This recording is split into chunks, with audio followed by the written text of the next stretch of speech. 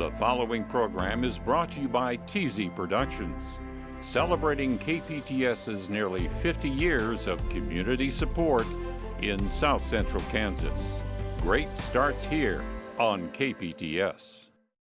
This is the program where you make it happen. When you are a guest on this show, it means you have an interesting story. This week, we welcome one of the nation's preeminent presidential historians who just happens to live right here in God's country, South Central Kansas. When it comes to the life of President Dwight D. Eisenhower, you won't find anyone more knowledgeable than this man, Dr. David Nichols.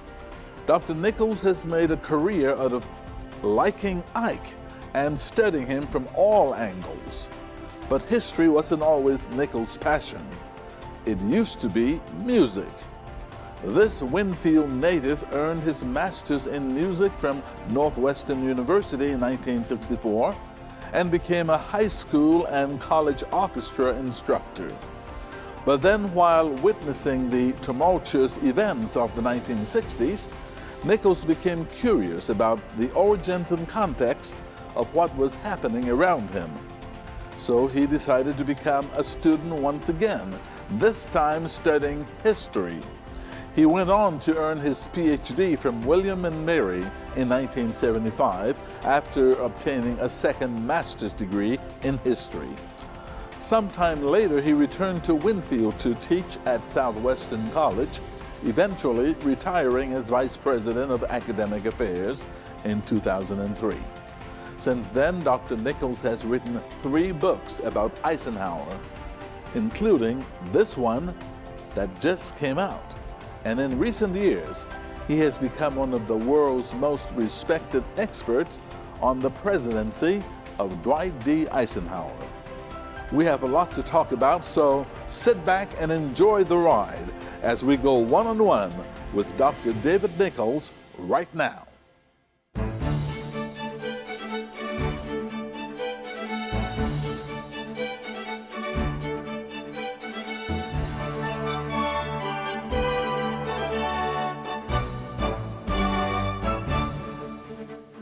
Thank you for joining us. I'm Victor Hogstrom.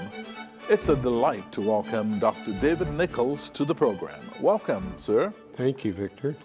You grew up in Cowley County. Yes, I did. Tell us about those growing up days and all of those wonderful things that made you who you are today. Well, I grew up in the big city of Floral. When I was there, I think we had a population of about 13, and it was declining. So that was 13 miles north of Winfield. So I grew up on a 30-acre farm. My father had only an 8th grade education, and he would work in the oil fields all day, come home and do chores till dark, get up in the morning and early and do chores. And so we were poor. It was a hard life. But you know, that's where I grew up, and now in my old age, I'm back within 13 miles of it. But you were so well raised that you pursued education to its fullest, getting a bachelor's, a master's, and a PhD. Yeah, I actually have 2 masters and a PhD. Right. But I started out in music when I was in grade school. But my parents, we don't need all the gory details of my family home. My mother was quite abusive and quite difficult. My father was a hard-working guy who I think would have left her years ago if I hadn't come along late in their marriage. So, but mother got me into music, and so I thought I was going to be a musician for the rest. And so I took up the violin while I was still in grade school, and had a strong music program in Winfield. And so I was a violinist, and I went to Southwestern College after that. And so I have a degree in music from Southwestern. So I thought I'd be a musician the rest of my life. Didn't quite work out that way. But you continued to pursue education in music. Oh, yes. And got a master's from... Yeah, I have a master's from Northwestern University. Northwestern University, correct. In Chicago. Right. Was it your dream to become a pop star, to become a pianist, or a well-known Oh, performer? I built two orchestra programs, one in Huron, South Dakota, and one in the suburb of Chicago when I was doing graduate work. And so I thought of myself as a conductor and a builder of public education programs in music. But after the music world for you, there came a dramatic switch. You decided to go back to school and pursue an education in history, getting a PhD. Why history? Yeah, well, we're having this conversation on April 4th, which is 2018 is the 50th anniversary of Martin Luther King's assassination. Right. And Martin Luther King changed my life. I was in Chicago working on this master's degree in music. And Martin Luther King in 1966 came to Chicago. He had a very hard time there. But they did marches, and so I'm privileged to have marched with Martin Luther King. I was a young graduate student on the fringes, to have sat in Soldier Field and hear this remarkable orator pull 75,000 people along with him, and the greatest orator I've ever heard yet. And it was remarkable, and the civil rights movement caught my imagination. So there I was, a father with a wife and two kids, and finishing this music degree. And also in '60, it was, we all know where we were the day that John F. Kennedy was assassinated. And that was November 22nd, 1963.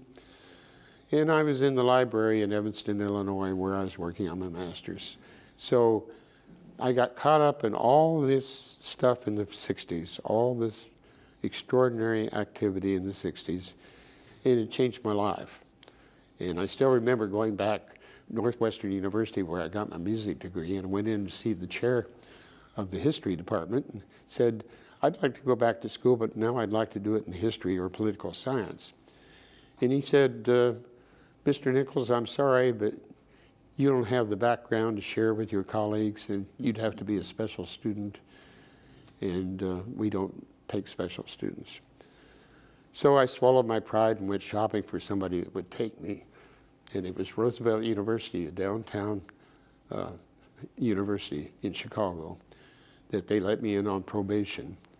And I ended up getting a master's in history there, and connections there got me into William and Mary in Virginia in their doctoral program. And so what is your history specialty?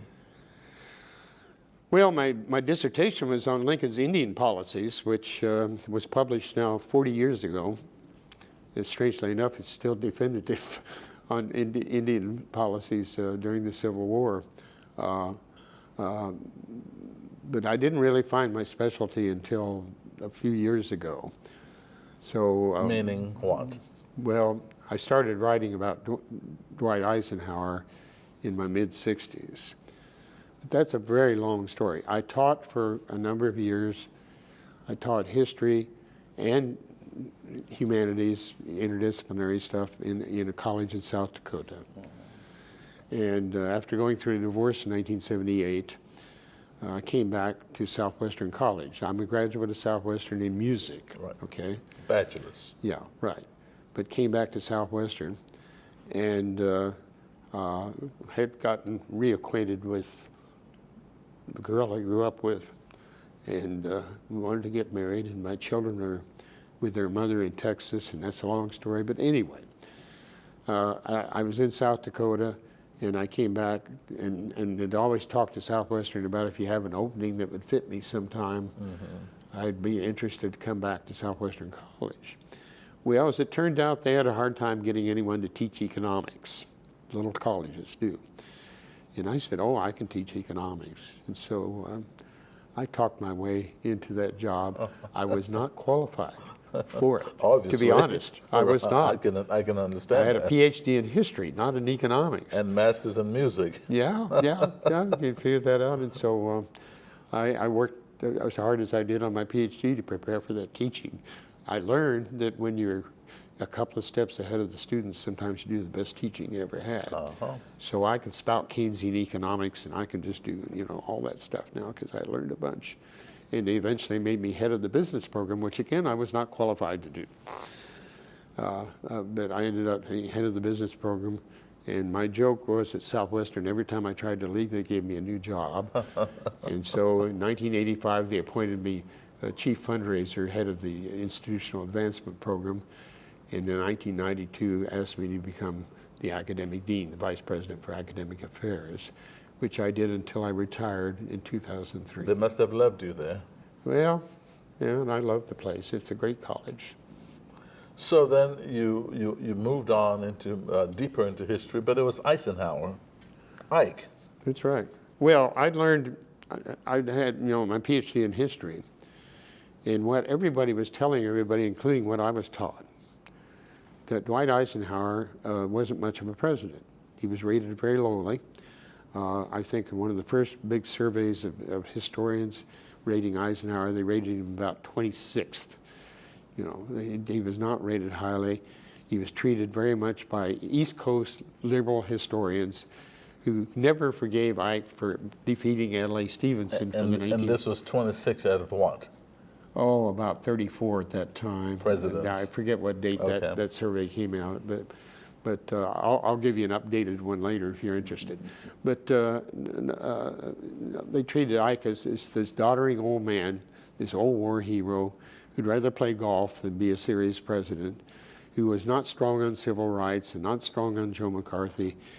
And just, as I say, these East Coast liberal historians out of the Ivy League schools never forgave Ike for defeating Adlai Stevenson for the presidency in 1952. And they taught their students that for a long time. That's what I believed, that's what I assumed. So Eisenhower didn't get his due, and I'm not good at retiring, so I left. I spent 11 years as academic dean, and I learned a long time ago the best thing to do with a job is to leave before they ask you to. and so I left, but I knew I needed something to do, and my dear wife Grace could not have lived with me if I didn't have a project of some kind. And so I thought, well, I could figure out why it was that if Eisenhower was so bad on civil rights, which everybody claimed he was, why did he send troops into Little Rock, Arkansas in 1957 to enforce a federal court order for school desegregation? Why would he do that? And so I went up to the Eisenhower Library and discovered a treasure trove of documents that nobody, literally nobody, had gotten into. And found that there's a whole story about Eisenhower and civil rights that had not been told, and that was totally contradictory to what I had learned even in my doctoral program. And so you made it your duty to correct the record or set the record straight? Is that what it is? Well, I got into it, and I'm a careful scholar. I don't put things in my books that I can't document or at least prove with compelling circumstantial evidence. And we found all kinds of things that simply had not been written about. Eisenhower desegregated the District of Columbia. Harry Truman didn't do that. Harry Truman gets credit in the textbooks to this day for desegregating the armed forces. All he did was issue an executive order that didn't get enforced worth a hoot. Ike's the one who enforced it. And by October of his second year in office, there wasn't a single segregated combat unit left. And Eisenhower, as I said, desegregated the District of Columbia. He appointed the first black executive to the White House. He appointed Earl Warren, the Chief Justice of the Supreme Court, and four others, 5 total, pro-desegregation justices to the Supreme Court. So your message about Ike today is what? That he is? Well, I think he was one of the greatest presidents of the 20th century, maybe second only to Roosevelt. There was a survey taken last year. C-SPAN did a survey of 193 historians, and they now ranked Eisenhower 5th, only after Lincoln, Washington, and the 2 Roosevelts. So what do you attribute that to? Well, I'd like to think my research has had something to do with it, but now we've managed to bring along a whole generation of scholars. Now, I was just reading a new book this week called The Age of Eisenhower by a University of Virginia scholar who used to not believe in Ike, and now has written this whole big book called The Age of Eisenhower. And so it's like The Age of Roosevelt and other books. And so Dwight Eisenhower, there's been a sea change in our view of Eisenhower as a president. In civil rights, the two big knocks on Ike all along was that he was weak on civil rights and he was weak on Joe McCarthy, the red baiting, the anti-communist demagogue of the 50s. Now, your latest book is called Ike and McCarthy, this book, right? Yes. And I'd like for you to read your favorite passage, but before you do that, give us a quick setup. Well, again, the two knocks on Eisenhower had been civil rights and Joe McCarthy. Okay. And so I had done the civil rights one over a decade ago. And then this last year, we published Ike and McCarthy, Dwight Eisenhower's secret campaign against Joseph McCarthy. And what I discovered was that Eisenhower, in fact, destroyed Joe McCarthy, and nobody knew that. Nobody knew it. He sparred with him for his first year in office, but then McCarthy started hearings about finding communists in the United States Army. Now, this was Ike's Army. I mean, it was a 5-star general in the White House, and that was too much. And Roy Cohn, C-O-H-N, Roy Cohn was Joe McCarthy's chief counsel. That's an interesting story in itself that we don't have time to get into, is that Roy Cohn also was a major mentor to Donald Trump years later, but that's another story. But Roy Cohn had a boyfriend named David Shine, who got drafted into the Army, and Cohn kept agitating for special privileges to get him off duty in order to be with him and the McCarthy committee. And he eventually pushed Joe McCarthy into doing these hearings on the Army.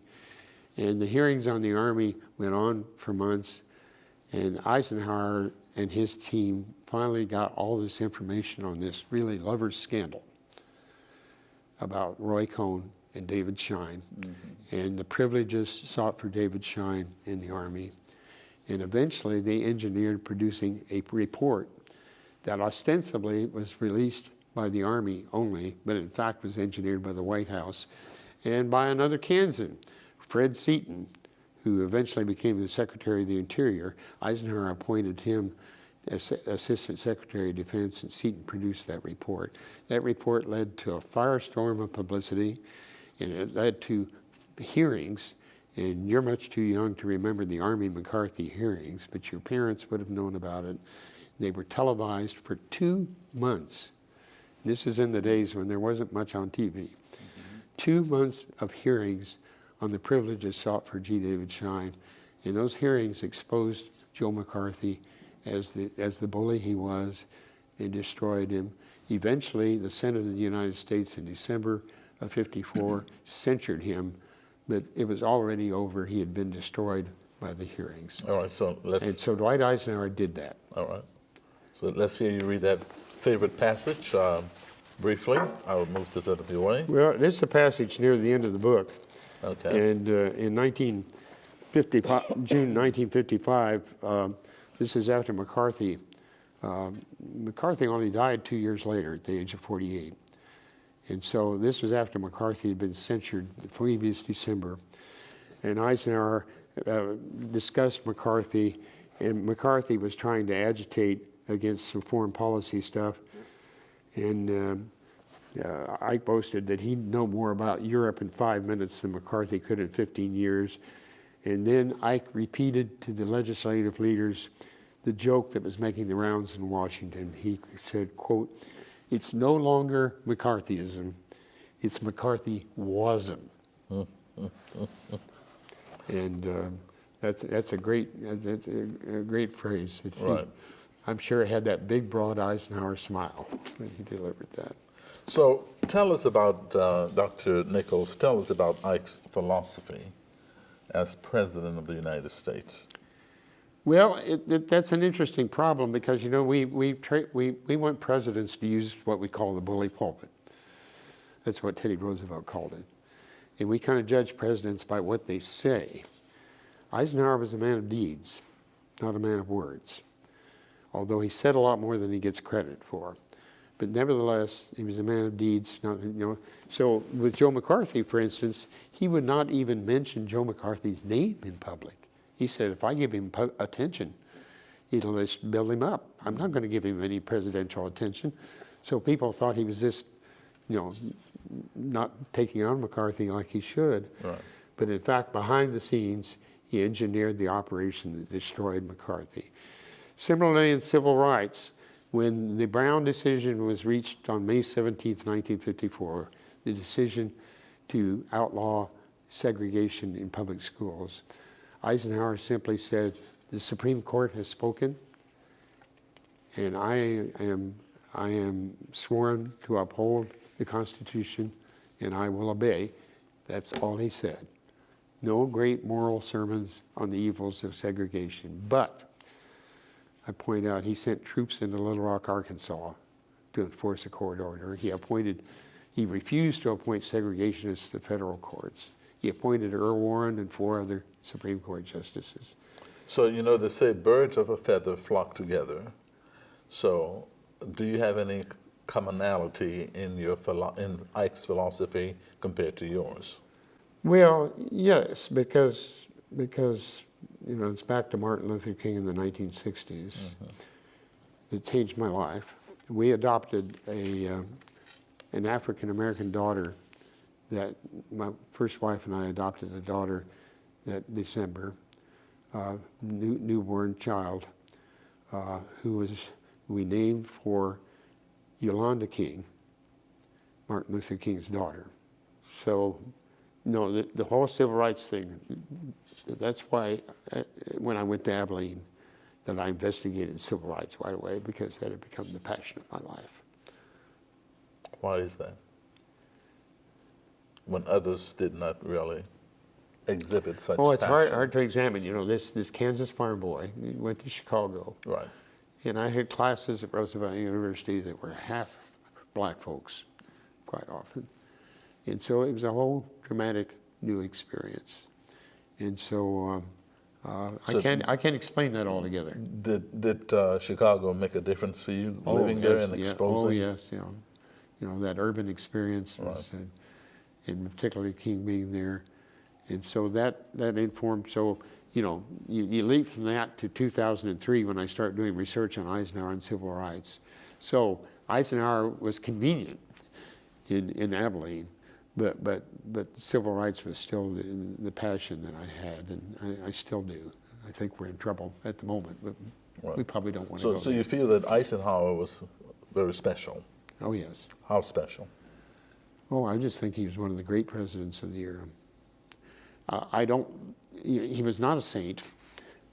You know, when Emmett Till, this 14-year-old kid, was slaughtered in Mississippi, he didn't say anything publicly. You know, he did not use the bully pulpit. That's the big knock on Ike, that he didn't use the bully pulpit the way people thought he should. But the saying is, actions speak louder than words. Ike acted. And he was more, in terms of what he said, even about civil rights, people forget that with the Brown decision, John F. Kennedy, Harry Truman, Lyndon Johnson, none of them endorsed it during the 1950s. They got religion on the subject only in the early 60s. And so we have to look at Eisenhower in the context of the time he was in. Dr. Nichols, are you concerned that we are losing sight of the lessons of history? Oh, yes. Yeah. How is that happening? Well, if you want to talk about where we are now, I worry greatly that we're going backwards in terms of race relations, in terms of all kinds of politics in our country. I think we're in a very, very dangerous period. where I don't know how much you want to get into current politics. You know, I'm a scholar. I said to your producer that I have a son named for John Kennedy, so I was not a big Republican on behalf of Eisenhower. You know, I think we're in deep trouble. I hope that the country can come out of it, but at the moment there's just a lot of cynicism in our politics that I deplore. Let's talk about your family, your own family, your children, your wife, and tell us about them. Yeah, well, we have my wife Grace, my second wife. She and I grew up together, not far from where I did. She grew up on a farm out by Tisdale, and I was in Floral, and we grew up together, went to school together, and eventually got back together in the 70s. And so we have altogether 5 children between us. And she had 2 daughters, and I had 2 sons and my adopted African-American daughter. So all 5 are high achievers. At least one of them's pretty wealthy, I think. And so we're very proud of them. They're all excellent people. So what do they all think about this fascination you have, if we'll call it that, with Eisenhower? Oh, I don't know what they think about it. I don't probe too much. I think they're proud of it. I got honored by my high school a while back on their wall of honor, and I'm not bragging about that, but when I talked to the students about what I'd learned since 1956, when I graduated from high school in Winfield, I said the great thing I learned through the years was I can learn what I need to learn in order to do what I need to do. Right. And so my son, John, who runs his own company in California, wrote me a while back, and he said he'd made that the theme for his company for the coming year. I can learn what I need to learn to do what I need to do. Right. That's a great quote. Yeah. Well, Dr. David Nichols, you have carved out your own place in history, and it has been a pleasure speaking with you. Thank you for joining us one-on-one. And thank you for watching. If you have a question or comment about the program, shoot us an email, oneonone@kpts.org. We love hearing from you. I'm Victor Hogstrom. Thanks for watching, and we'll see you next time.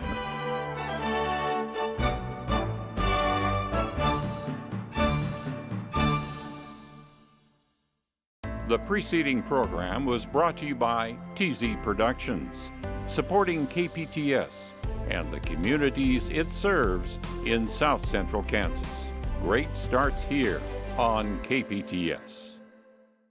Support also comes from viewers like you. Thank you.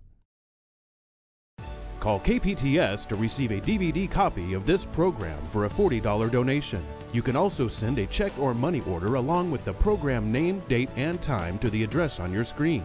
And you will receive a 1-year KPTS membership.